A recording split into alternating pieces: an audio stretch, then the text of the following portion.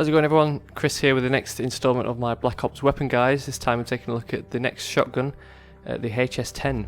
The HS-10, also known as the High Standard Model 10, was developed in the 50s for the American police forces, including SWAT. And in Black Ops it's the classified shotgun, meaning that you'll have to buy all the other shotguns to be able to unlock it, which means you'll have to wait till level 24 and to be able to buy the SPAS-12, and then once you've bought the SPAS-12, Olympia and Stakeout, you'll be able to unlock and purchase the HS-10.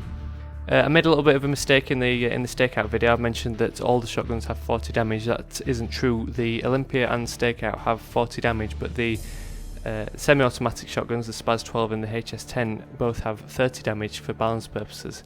They all have the 8 buckshot, which means they shoot out 8 pellets from each shell. So with the lower damage of 30, it means you need to get 4 of those pellets from each of the 8 pellets to hit the enemy's body in order for a one-shot kill.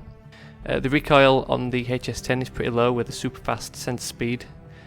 Both the SPAS-12 and the HS-10 have a very high sensor speed, which reduces the recoil. The reload time isn't the slowest, but isn't the quickest, at 1.35 seconds for the first shell and 0.65 seconds for each subsequent shell. The HS-10 actually has the fastest fire rate at 341 rounds per minute, and it has a pretty average 4-round magazine size. So the HS-10, this is one weapon I've been seriously underestimating. Every time I've used it, and every time you tend to see videos online, it's people using the HS-10 dual-wielded. But having tested out the HS-10 for this guide, I've actually got some pretty good results with it. It's, single-wielded. It's pretty similar to the SPAS-12, but it has a lot clearer iron sights, so it's a lot easier to get those one-shot kills because you can actually see where you're aiming. And like all the shotguns, when you aim down the sights, you tighten the spread, so you got more likelihood of those 8 pellets connecting on the enemy's body. So obviously, if you were to use the dual-wield attachment, you lose that ability to tighten the spread, so that's one thing to definitely keep in mind. I'm 50-50 whether it's better than the Stakeout. The Stakeout obviously has the higher damage, but being pump action, you've got a little slight delay between firing a shot and then getting the next shot out, because you have to pump the action, whereas the HS-10 being semi-automatic means you can consistently blaze the trigger and unleash those 4 rounds in a matter of seconds. So let's take a look at some recommended perk setups. First up, we've got lightweight. Obviously, with all the shotguns, they're all close range weapons, so you need to close the gap between you and the enemy. Lightweight helps you move quicker and helps get up close and personal with the enemy. Second up, we've got the choice of sleight of hand. Now, you might also want to try steady aim to further increase or narrow that hip fire, that spread. That will make it a lot easier to get one-shot kills with the flare of pellets being a lot narrower. Otherwise, I think I'd definitely still stick to sleight of hand.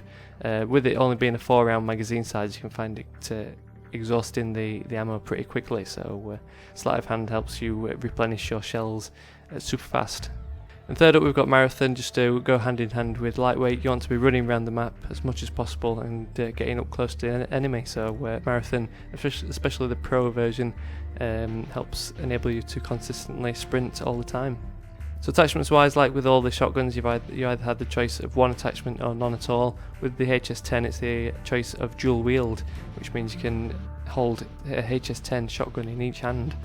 This does increase the damage output because obviously you're firing 2 weapons, but like we mentioned, it does decrease that chance of getting one-shot kills because the pellets are going to be flaring out quite wide with it being fired from the hip rather than aiming down the sights.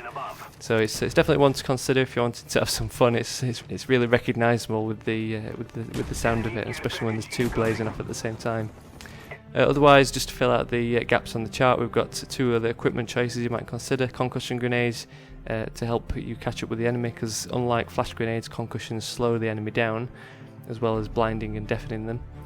Otherwise, you might consider a tactical insertion for team games to help spawn in your chosen location in it to be able to get around the back and cause havoc in their spawn area.